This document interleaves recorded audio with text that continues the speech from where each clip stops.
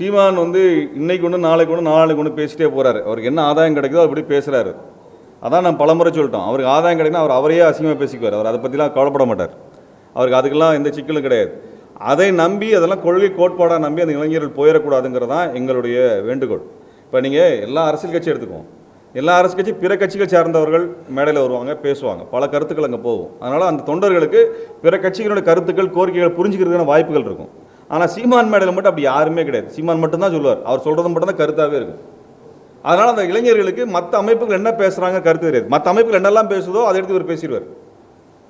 அதனால் அந்த இளைஞர்களுக்கு என்ன தெரியுதுன்னா, இவர் தான் எல்லா கருத்தையும் பேசுகிறாரு, இவர் தான் மொத்தமாக கண்டுபிடிக்கிறாரு, இவர் தான் கார்ல் மார்க்ஸாகவே பிறந்திருக்கிறாரு, இவர் தான் அம்பேத்கராகவே பிறந்திருக்கிறாருன்னு அவங்க நினச்சிட்டு இருக்கிறாங்க. அதுலேருந்து அந்த இளைஞர்கள் வெளியே வரணும் அப்படிங்கிறதான் எங்களுடைய விருப்பம்.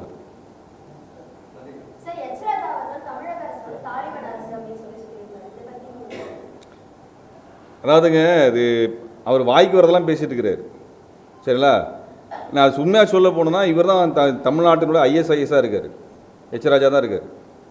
அங்கே ஐஎஸ்ஐஎஸ் என்ன வேலை பார்க்குதோ அந்த வேலையை பார்க்குறது தான் இவர் நிற்கிறார். அதே மாதிரி என்னென்னா, இவர் இஸ்லாமியர்களோட அடையாளத்தோடு சேர்த்துன்னு ஒருத்தர் கொச்சப்படுத்துறது அப்படின்றது இருக்குது. நீங்கள் ஆர்எஸ்எஸோட பயங்கரவாத அமைப்பு வேறு எதுவும் கிடையாது. இந்தியாவில் ஆர்எஸ்எஸை விட தீவிரவாத பயங்கரவாத அமைப்பு வேறு எந்த அமைப்பும் கிடையாது. இந்தியாவிலேயே எந்த இயக்கத்தினால் அதிக மக்கள் கொலை செய்யப்பட்டார்கள் என்றால் அது ஆர்எஸ்எஸ்ஸினால் தான். இந்து மகா சபை தான், ஆர்எஸ்எஸ் தான் அதிக அளவுக்கு மக்கள் கொலை செய்யப்படக்கூடிய கலவரங்கள் நடத்தியது. இந்தியாவுடைய மிகப்பெரிய பயங்கரவாத அமைப்பு இந்த அமைப்புகள் தான். அந்த அமைப்பின் உறுப்பினர் தான் ராஜா. இது நான் பகிரங்கமாக சொல்கிறேன். முடிஞ்ச மறுக்க சொல்லுங்க. அவர் என்னங்க, அதிமுக எதிர்கட்சியாக வேலை செய்யலீங்களே. இன்னைக்கு பல்வேறு கோரிக்கைகள், மக்கள் கோரிக்கைகள் இருக்கிறது. அந்த மக்கள் கோரிக்கைகள் எல்லாம் சட்டசபையில் பேசணும்.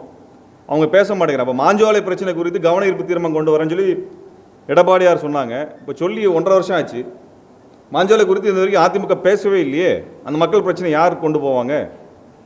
இப்படி பல கோரிக்கைகள் தமிழ்நாட்டில் இருக்குது. அந்த கோரிக்கைகளெல்லாம் எடுத்து பேசுறதுக்கு எதிர்கட்சி தயாராக இல்லை. அதுதான் இப்போ இன்றைக்கி பெரிய பலவீனமாக நாங்கள் பார்க்குறோம்.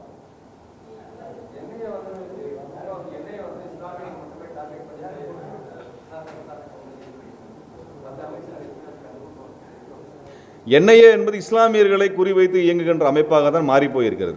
என்ஐஏவுடைய வேலை அதுவும் தான் இருக்குது. இஸ்லாமியர்கள் குற்றவாளியில் காட்டக்கூடிய ஒன்றாக தான் இருக்கிறாங்க. பாதகம் செய்பவரை கண்டால் நாம் பயம் கொள்ளலாகாது பாப்பா. மோதி மிதித்து விடு பாப்பா, அவர் முகத்தில் உமிழ்ந்து விடு பாப்பா. அண்மை செய்திகளை உடனுக்குடன் தெரிந்து கொள்ள இணைந்திருங்கள் எம் நாடு தொலைக்காட்சியுடன்.